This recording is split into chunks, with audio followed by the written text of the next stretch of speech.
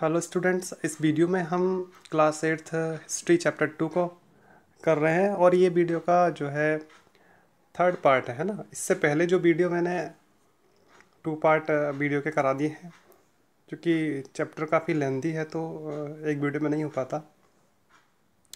देखिए लिखा साइड में कि इमेजिन, आप इमेजिन करिए that you have come across the 2 old newspaper. ठीक है, आपको अगर 2 पुराने अखबार मिल जाएं reporting on the battle of Srirangapattam. तो श्रीरंगपट्टम की लड़ाई के बारे में, जैसे कि मैंने आपको पीछे बता दिया था ना, श्रीरंगपट्टम की लड़ाई जो टीपू सुल्तान के और अंग्रेज़ों के बीच हुई थी। ठीक है, तो 2 न्यूज़पेपर हैं, एक आपका ब्रिटेन का है और एक आपका and the other is from Mysore. Right the headline for each of the 2 newspaper. इन दोनों न्यूज़पेपर की आप हेडलाइंस कैसे लिखेंगे, बताइए क्या लिखेंगे। तो ये यहाँ बनता है कि मान लीजिए आप इंडियन हैं तो आप इंडियन न्यूज़पेपर में क्या लिखेंगे। आप लिखेंगे कि टीपू जो है लड़ते लड़ते शहीद हो गया, है ना। और अगर आप ब्रिटिश न्यूज़पेपर की बात करेंगे तो उसमें लिखा होगा the renaissance of British empire in India. कि ब्रिटिश साम्राज्य का फिर से उदय हो गया, मतलब एक बड़ा साम्राज्य मिल गया। तो इस ढंग से मतलब अलग अलग अपनी वो लोग अपने अपने हीरोज़ बनाएंगे अपने लोगों को, है ना। अब हमें की लड़ाई, हमने टीपू सुल्तान की लड़ाई तो पहले पढ़ ली थी पहली वीडियो में। अब हम पढ़ेंगे, देखिए अब जो हम पढ़ते हैं वो मराठा के बारे में पढ़ते हैं कि पहले तो टीपू से लड़ाई लड़ी इन्होंने, अंग्रेज़ों ने, और अब जो है ये मराठा से लड़ेंगे। तो from the late 18th century the company also sought to curb and eventually destroy Maratha power. और 18वीं शताब्दी के आखिर तक लगभग मराठों को भी इन्होंने हरा दिया था। With their defeat in the third battle of Panipat. Panipat की तीसरी लड़ाई जो 1761 में लड़ी गई थी, ये बहुत इंपॉर्टेंट चीज़ है, इसको ध्यान रखिए आप लोग। पानीपत की तीसरी लड़ाई, है ना, मराठा पानीपत की तीसरी लड़ाई में मराठा हार गए थे। अब ये भी पूछा जाता है कि लड़ाई किस किस के बीच में। अहमद शाह अब्दाली आया था, एक मूवी बनी है इसके ऊपर, संजय दत्त उसमें अहमद शाह अब्दाली का रोल प्ले कर रहे हैं। तो वो यही है कि इसमें सारे मराठा जो इसमें हार गए थे और उसके बाद ये मराठा स्कैटर्ड हो गए, है ना। ये मैं पढ़ने के बजाय मैं आपको डीप ऐसे ही समझा रहा हूँ कि ये स्कैटर्ड हो गए, ये अलग अलग राज्यों के जो है बढ़ गए। और जिनकी जो जो मेन इनकी जो सत्ता हाथ में होती थी वो, है ना, जो इनका एक ये लिखा है कॉन्फेडरेसी अंडर ए पेशवा, जो मेन जो होता था वो पेशवा मिनिस्टर होता था। ठीक है, और जो इनके जो 2 पावरफुल सोल्जर्स थे उस समय, एक तो थे नाना फडणवीस और एक थे आपके and famous Maratha soldier Nana Phadnavis और महादजी सिंधिया। ये इनके जो उस समय योद्धा थे। तो आगे पढ़ें कि the Maratha were subdued in a series of war. अब कई लड़ाई लड़ी गई मराठों के साथ, तो ये हारते चले गए। ठीक है, फर्स्ट बैटल ऑफ, है ना, फर्स्ट एंग्लो मराठा वार कहते हैं 1782। इंग्लिश में अगर आप कहीं पढ़ेंगे तो लिखा हुआ मिलेगा फर्स्ट एंग्लो मराठा वार। ठीक है, प्रथम आंग्ल मराठा युद्ध।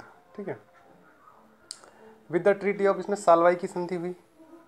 पहले जो मराठा के साथ लड़ाई, इसमें सालवाई की संधि हुई, कोई नहीं जीता, there was no clear victor, है ना। सेकंड एंग्लो मराठा वार, दूसरा जो result in the British gaining Odisha and the territory north of Yamuna river.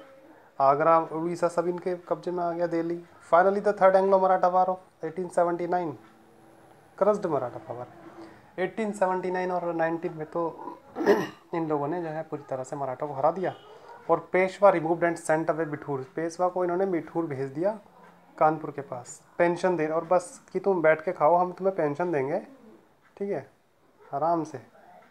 अब वो आराम थोड़ी था, पपेट थे वो तो, चाहे जब इनको पेंशन बंद कर देते। Company now had complete control over the territory south.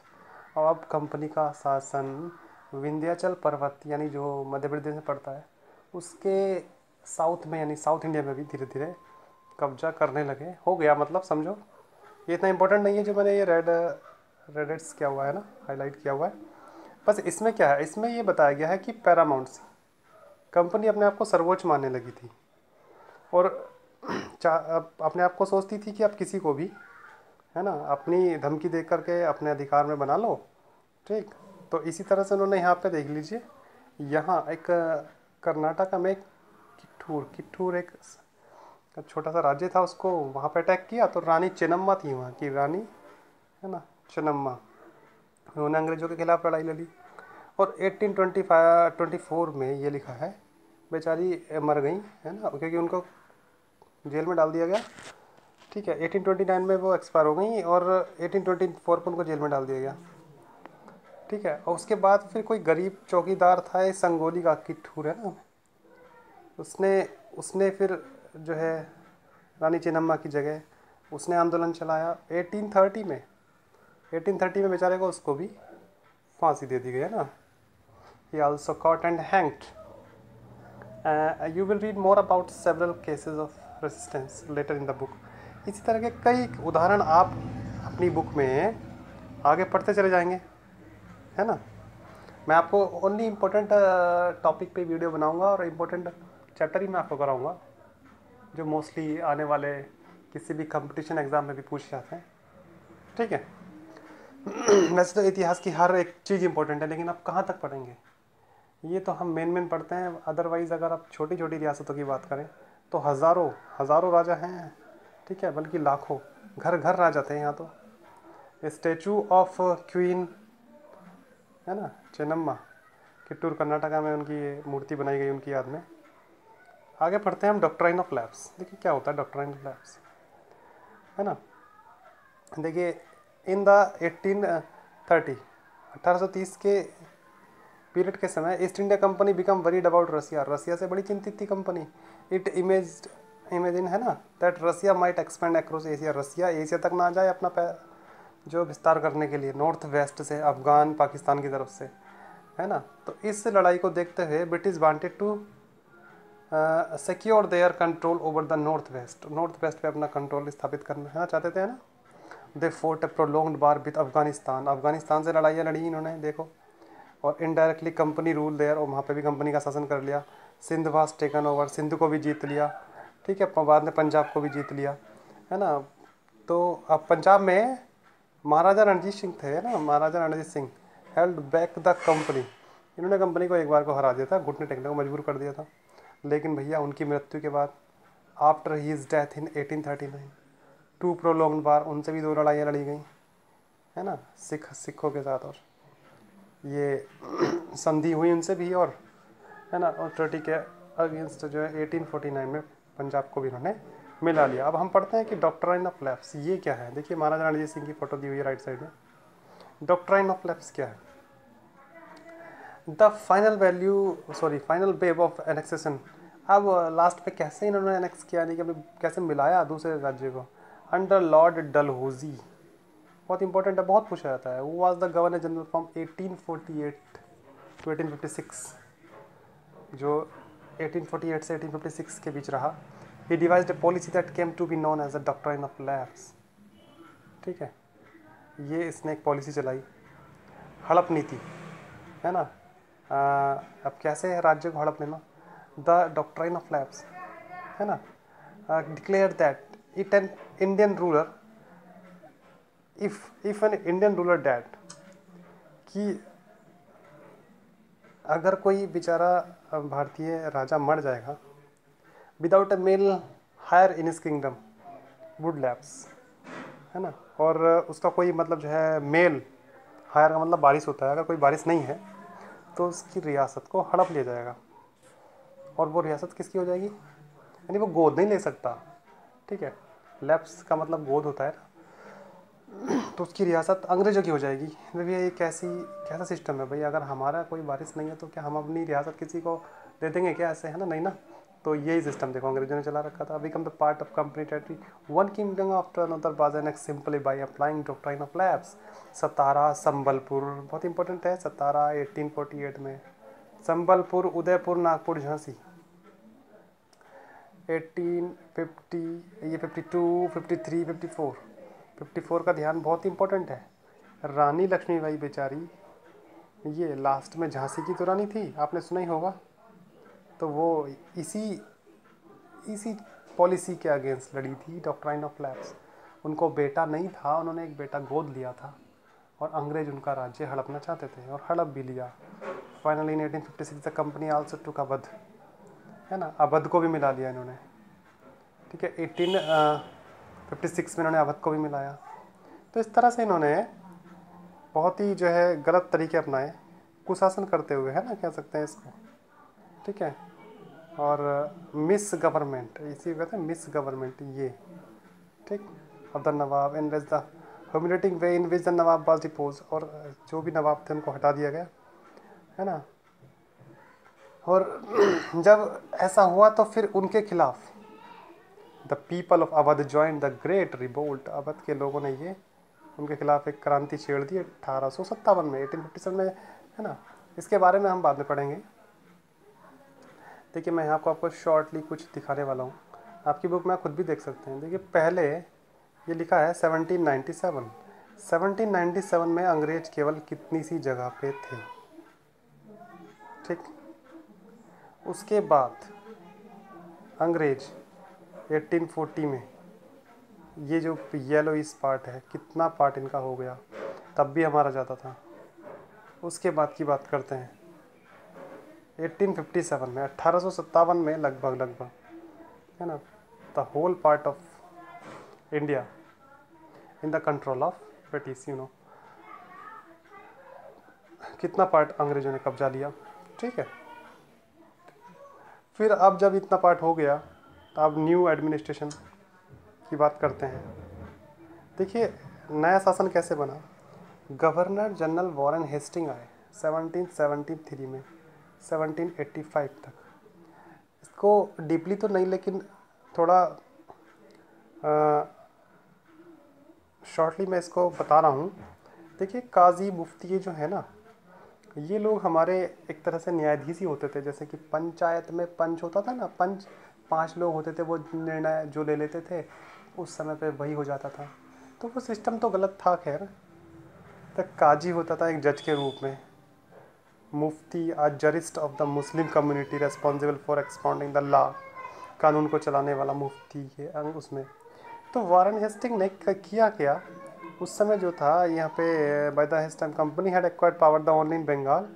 Company का मुंबई, मद्रास, यहाँ बंगाल में पूरी टेरिटरी के नाम से जाना जाता था, है ना। ये क्षेत्र पूरा डिवाइडेड इनटू एडमिनिस्ट्रेटिव प्रेसिडेंसीज, है ना। तो प्रेसिडेंसी बोला जाता था। ये अपने जो एडमिनिस्ट्रेटिव एरिया को प्रेसिडेंसी कहते थे।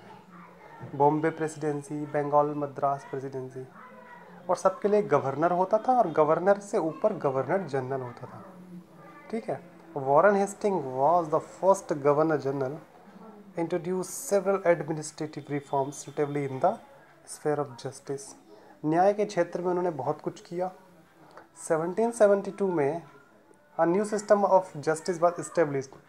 उन्होंने एक नई व्यवस्था स्थापित की न्याय की, है ना। इस व्यवस्था में जो है, क्या प्रावधान था मतलब each district was to have 2 court, हर डिस्ट्रिक्ट में 2 कोर्ट होंगे। एक क्रिमिनल कोर्ट होगा, एक जिसे फौजदारी अदालत कहते हैं, एक सिविल कोर्ट होगा जिसे दीवानी अदालत कहते हैं, है ना। मौलवी हिंदू पंडित इंटरप्रेटेड इंडियन लॉ, वो उनको बताएंगे कलेक्टर को, ठीक है, अपने कानून के बारे में। ठीक है, यही उनकी हेल्प करेंगे। और फौजदारी अदालत में काजी मुफ्ती होते थे। क्रिमिनल कोर्ट है जिसे कहते हैं कि फौजदारी अदालत, स्टिल अंडर ए काजी एंड मुफ्ती, बट अंडर, लेकिन फिर भी ये कलेक्टर के अंडर में काम करते थे। ठीक, उसके बाद जैसे कि ए मेजर प्रॉब्लम वाज दैट, अब जो मेन प्रॉब्लम थी क्या थी कि ब्राह्मण पंडित जो थे वो अलग अलग, तुम्हें पता ही है हिंदू धर्म में होता है क्या, हिंदू धर्म में कहते हैं ना करोड़ों देवी देवता हैं, तो करोड़ों ही मान्यताएं हैं, हर आदमी अपनी नई अलग बात बताता है। तो जो पंडित थे वो डिफरेंट इंटरप्रिटेशन ऑफ लोकल, नए नए कानून बताते थे। नहीं जी ऐसे करो, नहीं हमारे समाज में तो ऐसा है ना। डिफरेंट स्कूल्स ऑफ द धर्मशास्त्र, हमारे धर्मशास्त्र में तो ऐसा लिखा हुआ है। तो इन सब में एक रूपता लाने के लिए, है ना, यूनिफॉर्मिटी लाने के लिए 1775 में 11 pandit were asked to compile a digest of Hindu law. 11 पंडितों को बुलाया गया और उनसे कहा गया कि आप अपना एक जैसे एक बुक तैयार करो, मान लीजिए एक काम, कि इसमें सारे जो तुम्हारे कानून हैं वो लिखो, है ना। और फिर जो एक अंग्रेज से उसको जो है, ये है NB हॉलहेड, इनसे ट्रांसलेट करवाया गया। ऐसे ही मुस्लिमों से भी करवाया गया 1778 में। तब जाकर according to the regulating act 1773 a new supreme court was established. तो एक नया सर्वोच्च न्यायालय, बहुत इंपॉर्टेंट चीज़ है, पहला सर्वोच्च न्यायालय रेगुलेटिंग एक्ट के तहत किसने बनवाया, ठीक, किसका शासन था, तो वॉरेन हेस्टिंग। और ये कल, है ना, 1773 में रेगुलेटिंग एक्ट के तहत बना। विच कोर्ट अपील, इसमें सदर निज़ामत अदालत बाद आल्सो सेटअप, ये भी सेट किया गया, सदर निज़ामत अदालत की भी स्थापना की गई, है ना। और appeal court, court of appeal, इसमें अपील की जा सकती थी। The principal figure of an Indian district was the collector, जैसा मेन जो था वो सब कलेक्टर ही था, ठीक है। कलेक्टर के सुपरविज़न में ही दरोगा, उसके ऑफिस, कलेक्ट्रेट, जज, पुलिस ऑफिसर, ये सब काम करते थे।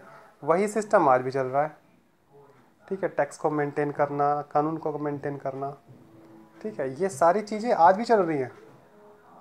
अब हम अपनी जो न्यू वीडियो होगी हमारी 4th पार्ट में मैं इसको कंप्लीट कर दूंगा, और हमारी 4th वीडियो जो होगी वो कंपनी की आर्मी के बारे में हमारी बात होगी, कि कंपनी की ये आर्मी भी थी, तो आर्मी कैसी थी, कैसे वो लोग यहाँ पर इतने बड़े वास्ट एम्पायर को इस्टेब्लिश कर सके, है ना।